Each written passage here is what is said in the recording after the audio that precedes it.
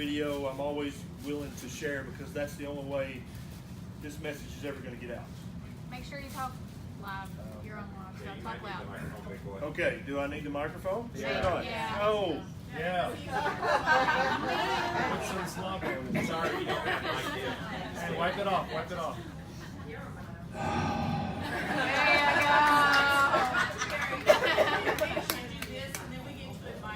Oh, stop. Yeah. So, okay. Yeah, is this okay? Yeah, that's good. Can you hear me? Yeah. Okay. So, obstacles that can get in your way when you're trying to implement the ketogenic way of eating. Now, I want to start this. We're going to all do a mental experiment. And this is going to, if you do this properly, this should set your mind at ease. Okay, the next time that a cruise ship nutritionist tells you that keto will kill you, you're going to be like, okay, hon, thanks. Okay, the next time you see the next cardiologist that they've tried it out, that Big Pharma and Big Food have tried it out to try to scare you, you'll be like, okay, hon, thanks. That's nice. Okay, so here's our mental experiment. Are you ready? Yeah. Okay, we're going to time travel. We're going to go back in time for 50,000 years, okay? Because human beings have been on this planet for a long damn time, right? A million years. We've been pretty much in the form we're in right now, but definitely 50,000, 100,000 years ago, we were the same exact DNA that we are now. There's been no meaningful evolution in 50,000 years. We were the same animal as you sitting there right now. Your great-great-grandfather times 500, he was just like you. He walked like you, he talked like you, scratched his butt like you. We were exactly the same species, right? So when people say that keto's a fad, or that keto's a new diet, or that it's some weird thing, oh, it's keto, I don't know, we don't know about that. When we're back in time 50,000 years, what did your granddad eat? Anything he was big enough to catch, right? And what was on the top of their list back then, and if any of you guys want any more information about this, Dr. Michael Eads has a ton of videos about, we can actually do carbon and nitrogen dating on the bones of Neanderthals and ancient humans. And I don't mean millions and millions, I'm not talking about that kind of DNA. I'm talking about 10,000, 20,000, 50,000 years ago. We can know very precisely what they ate. Yeah, that's right. They ate the biggest, fattest animal that they could bring down as a tribe. That's what they ate, if they had their preference. Neanderthals were almost entirely carnivore. They would eat veg begrudgingly. If they were starving and couldn't get anything else, they would eat something green. But otherwise, they were predominantly carnivores, right? They ate fatty meat. And there's tons of archaeological evidence where we find broken femurs, where they've broken the femur to get to the fatty marrow, where they've broken into the brain case to get to the brain, which is pure fat and cholesterol. Your brain is pure fat and cholesterol. So what do you think you should feed your body if you want your brain to be healthy, right? And so we know that our ancestors 50,000 years ago ate as keto as they possibly could. Now our ancestors that lived closer to the equator, right, where there's a longer growing season, they probably ate some fruit and more veg. Yeah, no doubt about that. But they still predominantly tried to go after the big animals that were full of fatty meat.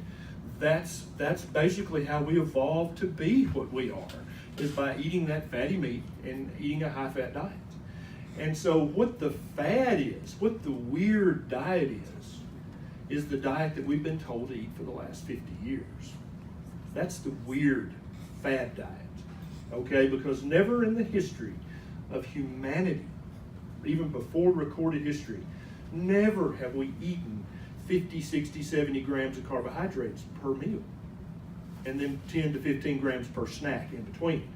Never have we ever have human beings eaten 6 times a day in the history of humanity, except for the last 50, 60 years. Because when you start eating a high-carb diet, you got to eat often, or your blood sugar will drop on you, right?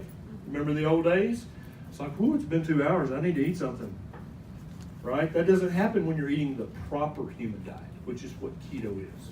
And so the more I study this, the more I look at this, the more, if you guys have the right mindset, then all that other foolishness is just silly. It's like, you're not even making any sense. How are you telling me this is a fad diet?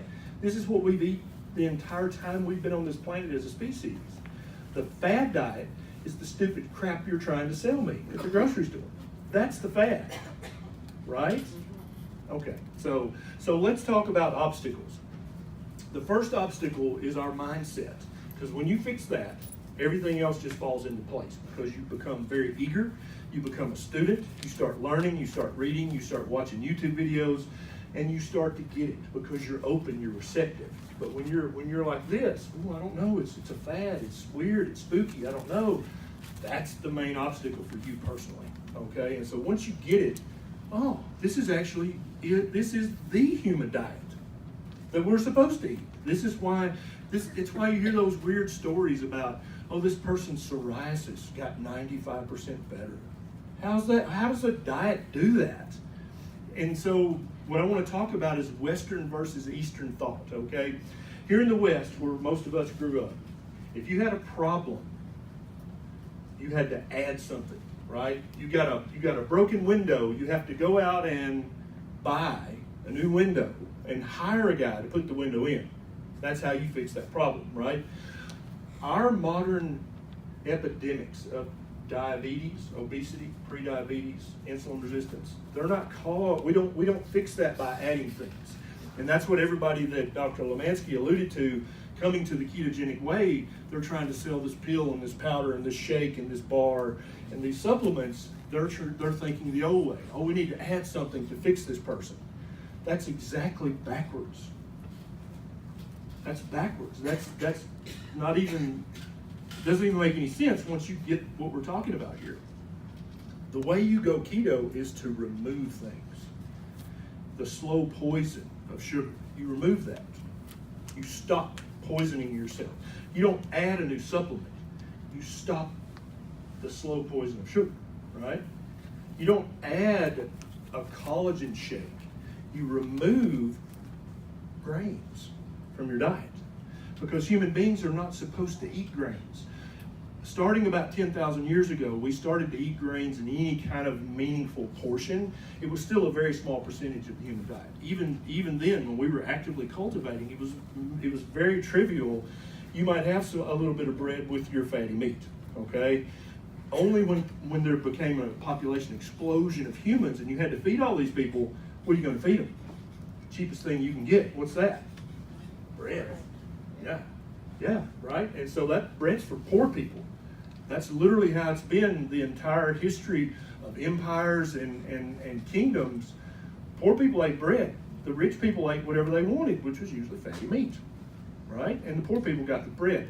And so you don't fix the human condition that we're all in, or we all were in, by adding things. You fix the condition by removing the slow poisons that we've all been brainwashed into thinking are normal, because they're not normal. Does that make sense? And once you help a patient get that, they're like, so, oh, and then it all starts to fall into line, because what we're promoting here is not some weird fad diet. This is the human diet. That's really what we should all start calling it, is the human diet. It's the normal standard human diet. That's what I eat. What do you eat? Some kind of fad diet with grains in it? Gross. Okay? Now, so that's the main obstacle, is getting your head right. And then helping your patients get their head right. And that's what I spend the majority of my time in the clinic doing, is trying to gently, ninja style, slip in the back door and plant a seed without them knowing I did it. And then they're like, oh, wait, so, oh, fatty meat. Got it. Because that's the normal, that's what humans want. You know, human beings, we drove entire species to extinction, right? There are all these huge species that used to be on the earth that Dr. Michael Eads talks about that are extinct. And they didn't go extinct for any other reason except we hunted them to extinction because they were humongous. They were like as big as Volkswagens. And they were just full of fatty meat, and we loved them.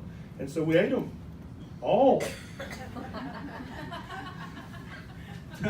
Okay? So that's number one, is get your head right. That's the biggest obstacle for you, okay? And then once you've got this, once you got the paradigm, Nobody worries you. Nobody scares you. When the next cardiologist comes out who weighs 80 pounds and looks like he's anemic and needs to eat a ribeye, you're going to be like, yeah, that's nice, honey. Whatever. Thank you for that. Okay. Bless your heart. Bless your heart. All right. Number 2 is not eating enough. It's very, very common when you come to this way because a lot of people call it the ketogenic diet. And I know what they mean by that, but a lot of us take that as I'm on a diet, right? And so we've been taught since we were babies, if you go on a diet, what do you do to your portion size? Right? On keto, that is not necessary, okay? Your body has this internal process called your basal metabolic rate. And you sitting there in that chair right now, Miss Beth, you are burning lots of calories to keep everything going. That's just part of life. That's what you do, right? When you're in bed asleep, you're burning calories. And so we think that when we go down to the gym and we get on the treadmill and we're running or walking or we're doing whatever, that we're really just burning the hell out of some calories. But when you actually look at the numbers, it's trivial what you're actually burning in the gym. Exercise is great for your brain and hundreds of other things, but if one of your goals for keto is to lose weight, don't waste money on the gym. There are huge, meaningful studies that show that you're not going to get any meaningful weight loss if all of your focus and all of your money is spent in the gym. And because there's only a few things we can spend in life. You can spend time, you can spend your effort, you can spend your money, right? And you want to spend all 3 of those on your food. If you want to join the gym and you enjoy it, that's fine. Go do that. But don't put the majority of your effort there and think that's really going to change the world, because you might burn 5% more calories if you're on the treadmill for an hour versus if you were literally laying in the bed asleep. Okay? So exercise is great for your body and your brain and your bones and all that other stuff is true, but as a weight loss strategy, it's going to disappoint you every time. Okay? And so you've got to eat enough. You've got to eat to satiety. Not only do you get to eat to satiety, but you need to eat to satiety, because if your body detects that there's not enough food energy, what's it going to do, Dr. Lemansky? Slow down. It's going to slow her down. And you know that resting basal metabolic rate when you're in bed, burning a certain amount of calories, if you're eating those little bird portions like your mom taught you to eat when you're trying to lose weight, your BMR is going to go down and your body temperature will go down 0.5 degree, and before you know it, you're burning 800 fewer calories a day, every day, just because you're not eating enough. It's a huge deal, but we're so hardwired to think, oh, I need to eat, I need to minimize my portions. Never helps you. So stop that. Eat until you're full and eat the right foods. Okay? Yes, ma'am.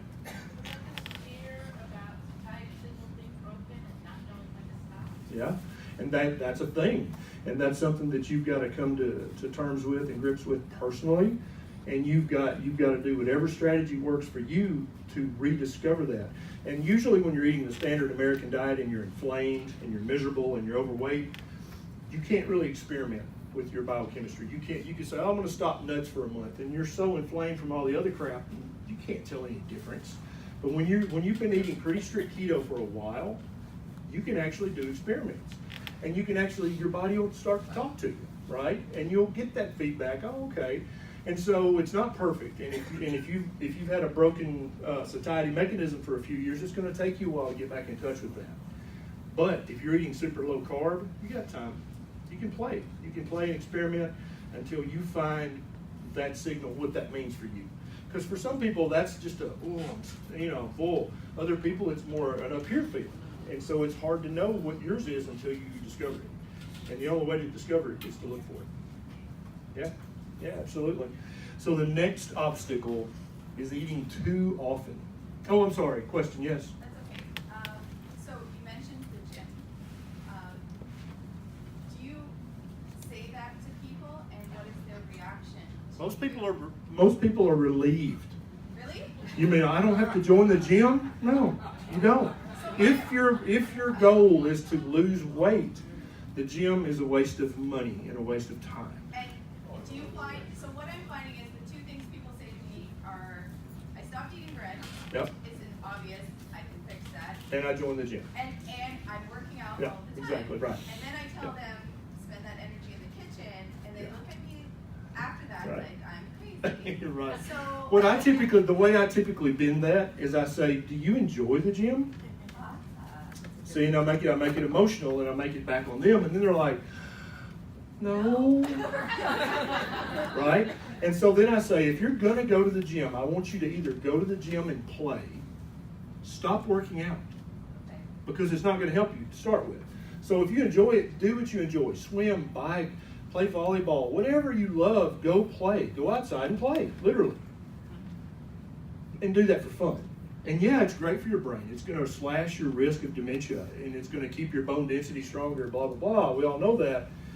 But don't waste your time and money if you despise going to the gym, because what I'm trying to do is I'm trying to give you guys a set of tools that you can use from now until we're on the low-carb cruise 45 years from now, okay? I want this to be effortless. I want it to be sustainable. I want it to just be second nature, right? And if I'm telling you to do things that you despise, that is unsustainable. You will not do that for long. How many people, why in America we've stopped making New Year's resolutions? We're just like, the hell with it. I'm not doing that anymore. It's stupid. Because you always resolve to do things that you don't want to do. But I'm telling you, that's a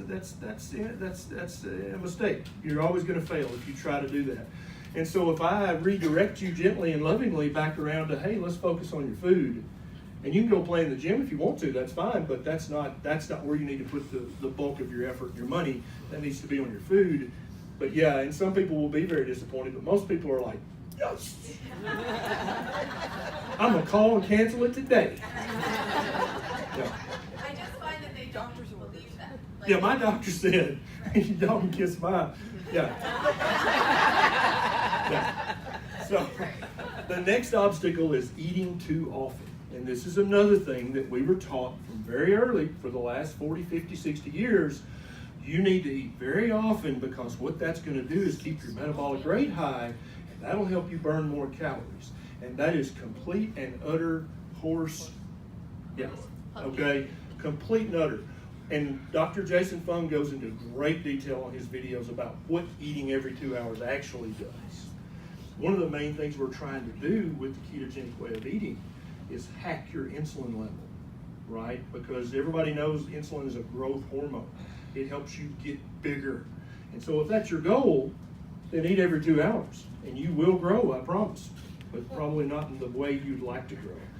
And so what we're trying to do is we're trying to say, hey, you don't need to eat every 2 hours. You don't even need to eat 3 meals a day, actually. And when we go back in time to your granddaddy 50,000 years ago, did he eat 3 meals a day with snacks in between? Hell no. Now, he would if he could, but they couldn't. You had one big meal, and just like the lion on the savannah, and you ate till you were gorged, and it was full of fatty meat, and then you laid around unless something was chasing you or you had to chase something, right? Nobody went and jogged for a couple of miles back then. If you went back in time and said, hey, Grandpa, let's go jog 5 miles, you'd probably get run out of the tribe as being a lunatic, right? You'd be like, why?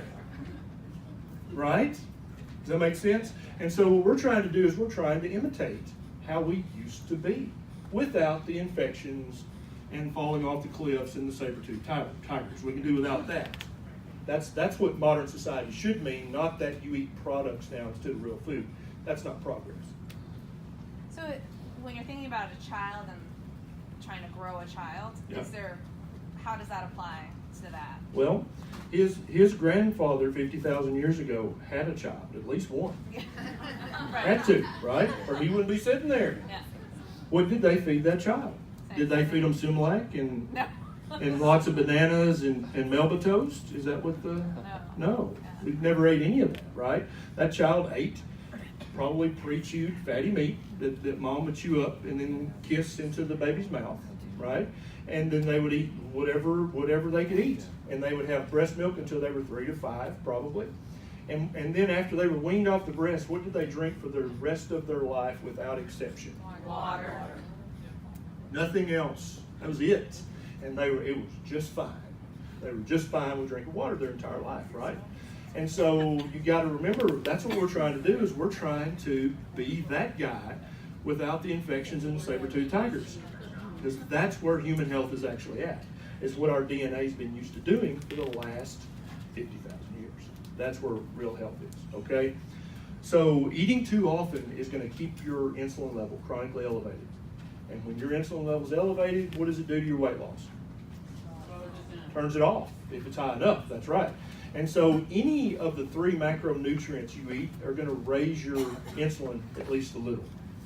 If you eat fat, it's going to bump your insulin a little bit, not much. You can probably still burn some fat if you've had some fat, right? If you eat some protein, it's going to bump your insulin a little more.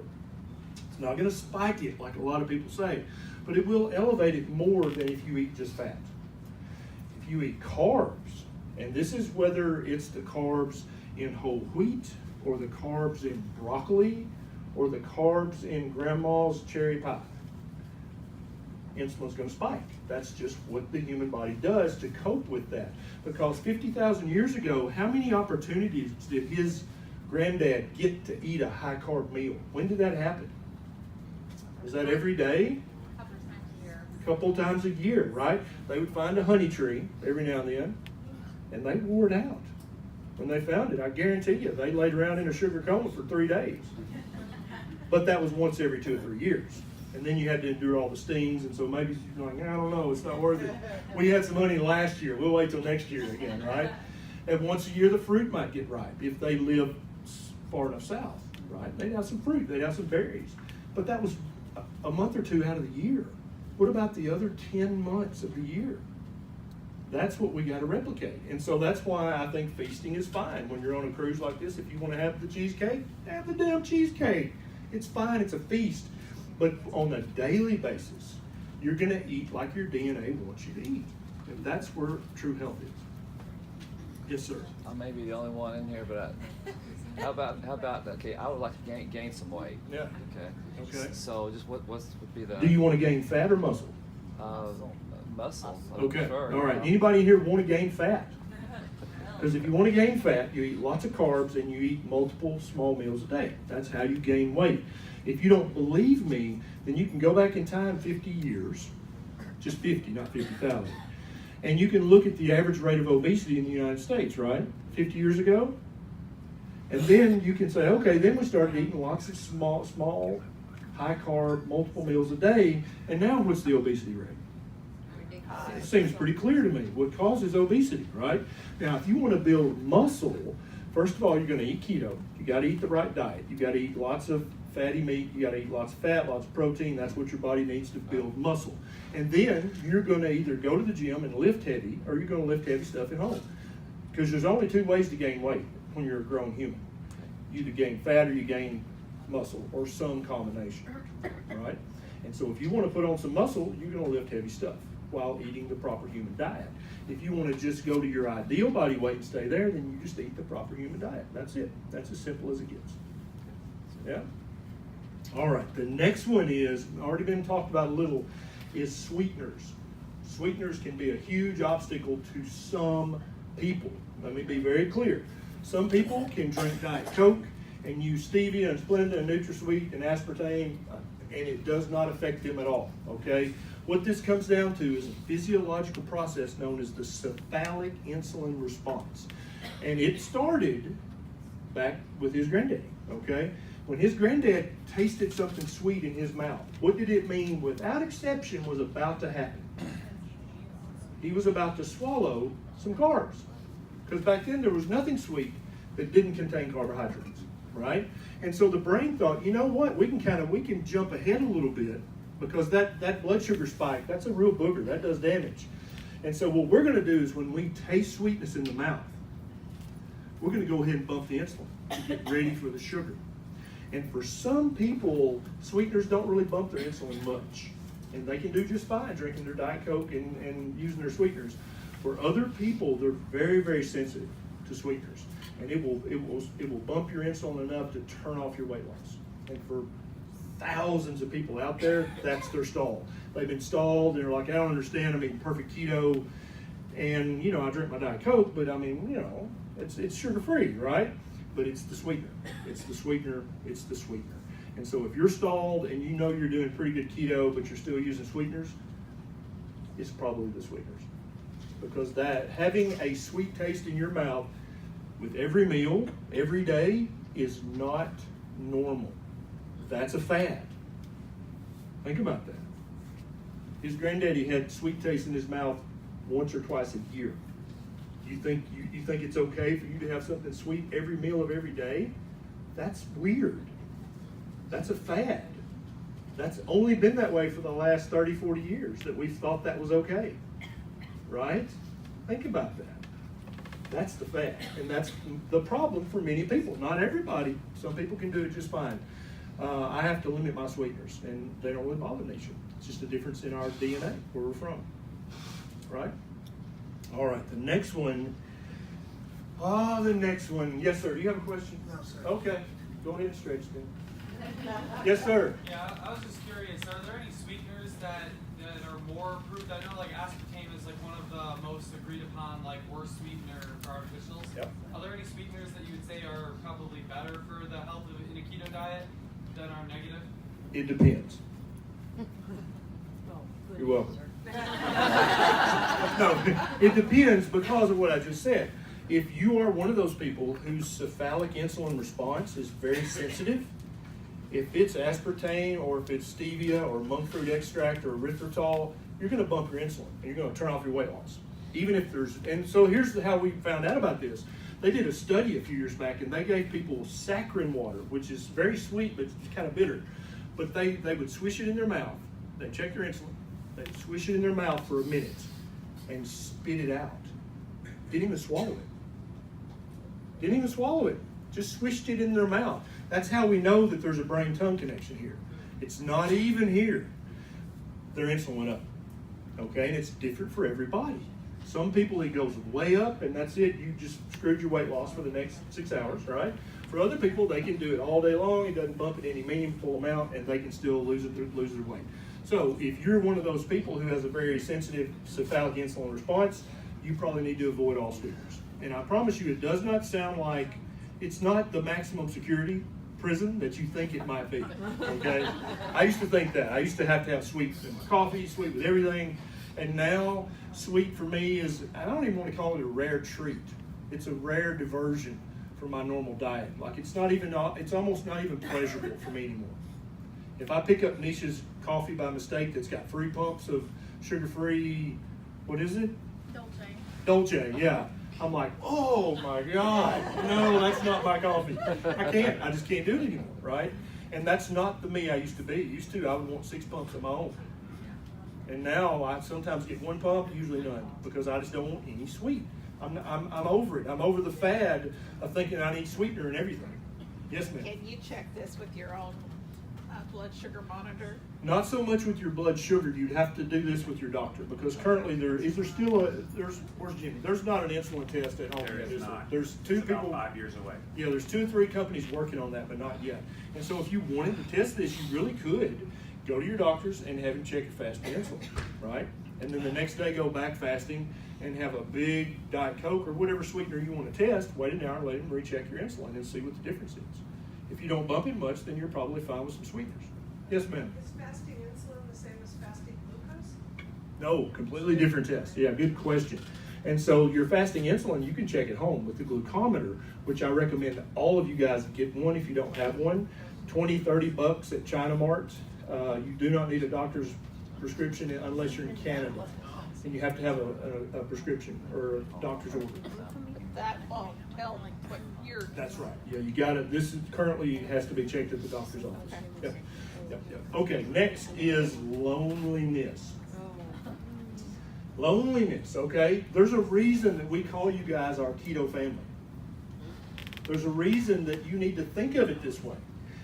Because here's something you will never hear happen, okay?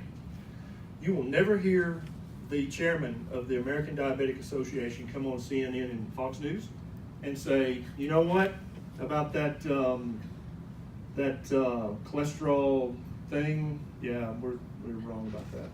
So, we're sorry. Oops. No, you're never gonna hear that retraction. You're never gonna hear that apology. All of the big dogs are backing slowly away from that.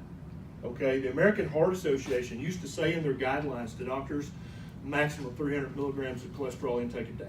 Right? It's no longer there. They didn't. There was no news story. It just ceased to be there in, I think, 2014. So you know how when you've been running your mouth and you're like, pa, pa, pa, pa, pa, pa, pa, and let me tell you one more thing, right? But then you, all of a sudden, your wife says, you're wrong about that. You're wrong. What do? You're like, oh, I'm sorry. You apologize? No, you just like, okay. I'm just, yeah. Go over here. That's human nature, and that's what we're dealing with here is human nature, right? And so we've got to be a keto family. We've got to support each other and help each other. Back in 1971, if you tried to do the ketogenic diet, you would be a lone voice in the wilderness, right? If you wanted to talk to somebody about it, you would have to sit down and write them a letter, right? And then address an envelope, put a stamp on it, and right, yeah. Those days are gone. We've got this amazing thing called social media where you can reach out to you. Y'all never met, never know each other. In 30 minutes, you can be keto friends. You can be keto buddies, right? You can be on this journey together just like that. How sexy is that? Are you guys making full use of that? Yeah. That's a power that no humans have ever had before on this planet, ever. Okay? And some of the older folks in here can tell you, like, that's so powerful it scares people. Like, oh my God. Like, I mean, these people could just revolt if they wanted to. Because they could all get together and show up at a certain place and do a certain thing and almost get thrown out of Disney Springs. That's what we did. So, yeah, social media is very powerful. And so if you don't have a next door neighbor who's doing keto, that's okay. Because you can have a virtual next door neighbor who's doing keto. And you guys can help each other and help each other grow. And you can mourn the losses and you can celebrate the victories together. And that makes you such a more powerful person because 50,000 years ago, did we live alone like mountain lions? Is that how we lived? We were a tribe, weren't we? And that's how you got to think of this. We're a tribe. We're in this together. We got to support each other, take care of each other, and reach out to each other. And if you don't do that, it's your problem and it's your loss. Yes, ma'am.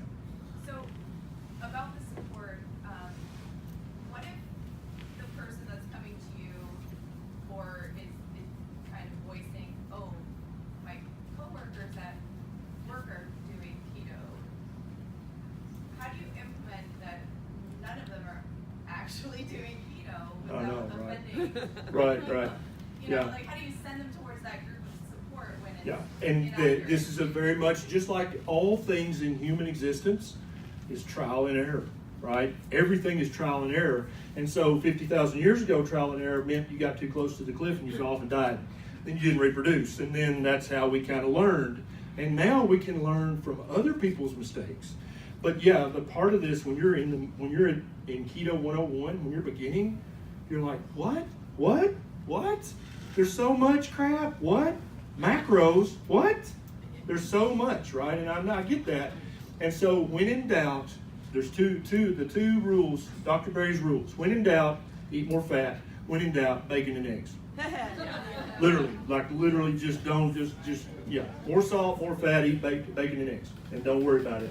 It's going to be okay because that's going to give you another day to learn, another day to ask your new keto buddy a question, etc., right? And I'm guessing that this is a hint. Keep going. One more, I want to talk about one more, and then I've got 8 more, but I'll just talk about one. So, trusting products. Okay, let's talk about that. And I know I might step on toes by saying this, but I don't really give a damn. It's kind of what I do. So, do you need a single product to eat keto right? No. Who didn't just say no? Do you need a single product to do keto right? No. You don't need to buy a bar, a shake, a collagen supplement. You don't need this. You don't need that. You don't need any of that, okay? Now, 50,000 years ago, the water that his granddaddy drank ran over thousands of rocks and pebbles and through the mud and through the sand and through the sludge, full of minerals, right? They drank river water, creek water, sometimes mud puddle water, full of minerals, but also full of stuff that can kill you. But they were more acclimated to that, so it didn't hurt them. But they got all the minerals from just drinking water. Okay? We get water that's reverse osmosis distilled, or, worst of all, chlorinated and fluorinated. You don't get any meaningful minerals. So you might have to supplement some minerals. But I don't even count those as supplements. Those are just part of your diet that we can't get anymore because we live in modern society. But to think, and I'll give you an example. I had a lady come to me in the office about a month ago, Jimmy, and she said, this keto's not working for me. I'm like, well, what are you doing? Tell me. She's like, no, I'm following it. Because my friend, she told me how to do it, and I started doing it. And I'm like, well, tell me, what'd you have for breakfast this morning? She said, I had Special K and skim milk. And then I took my capsules.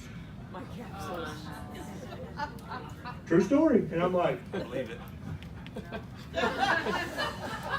What? No, what? What are these capsules? She whipped them out of her bag. She's like, I want you to see them, make sure they're okay. Just some bullshit that somebody had made $49.95 off this poor woman. Said, you can eat whatever, just take these right. You got to take them right after the meal from the work. See how you throw a little magic in there. Oh, it's got to be, it's very strict. It was complete. Who knows what was in it? It doesn't matter. Obviously that's not keto, and you guys know that. But as you go through this way of eating, as keto continues to explode in popularity and knock down dragons like Big Pharma and Big Food, because it's going to happen. There's going to be bankruptcies. Okay, it's going to happen, and you guys are going to be the cause of it. Congratulations. Okay, that's good. That's really a good thing. But they're going to throw up all kinds of. They're like, oh, we got to make some money off this, right? We better come up with a keto bar. We better come up with a keto. So this supplement pack. I mean, keto can be dangerous if you don't eat 7 to 10 cups of vegetables a day. You can get fatty liver, right? No, that's not how fatty liver works, right? So you don't need those supplements to protect your liver from fatty meat. Your liver wants you to eat fatty meat, right? So don't think you need supplements. Don't spend your money on supplements. Spend your money on food. Okay? Yes? What role does cannabis play in this? Cannabis plays as big a role as you want it to play, baby. Cannabis is a weed. God made it, and it grows in the ditch. Okay? Is enough said? Might increase your hunger, though. It might. Yeah, it might. Yes, ma'am.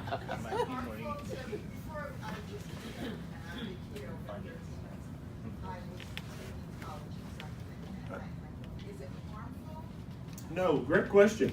Taking a collagen supplement, well, potentially, but probably not. Okay, where did that collagen come from? Maybe animal tissue if you're lucky. Probably came from a vegetable source. Well, what does that mean? Vegetable collagen? What? So where should they get their collagen from, Maria? Meat, right? When you shell an egg, what's that little membrane? That you peel off and throw away? Yeah. What is that? Yeah. That's pure type 1 collagen and glucosamine and chondroitin sulfate. That's pure, highly bioabsorbable collagen. Eat the membrane. The gristle in your steak, what is that? Pure collagen that your body immediately absorbs and uses, right? Why? What the skin that you've been peeling off that chicken for the last 45 years, what is that skin made of? Fat and collagen, right? And so if you're eating properly, you're getting more than enough collagen. You don't need it. Even if you're lifting heavy in the gym, you're getting enough collagen if you're eating your fatty meat and eating the gristle, and eating the skin, eating the membrane. When you eat a rack of ribs, that membrane on the back, that they pull it off before they cook, pure collagen. Pure, 100% absorbable collagen. You just threw it away. And then you're going to spend money on a vegetable source collagen powder. You see the silliness of that? You see what I'm saying? Stop that. You don't need that. Great question. Is that it? One more? Yes, ma'am. I was curious. So when we go out to breakfast and we want to eat bacon and eggs, okay, am I being obsessive when I worry about whether the bacon is cured or uncured? Because I know it's probably cured. I heard there's a good YouTube video about that. Actually, I worked on that video for about 3 months because I kept looking for the science that all these experts were like, no, nitrates, no, they will cause cancer. It's a class 1. It's processed meat, right? And so I kept looking for the research study and looking for it, and there's none. It's basically an expert opinion based on a few observational studies based on the famous food frequency questionnaire, which I'm sure some of you guys have heard of. That's completely worthless when you do research that way. There's no research at all. Yeah, eat your bacon. It's fine. All right, good deal. Thanks, guys. Dr. Ken Mary.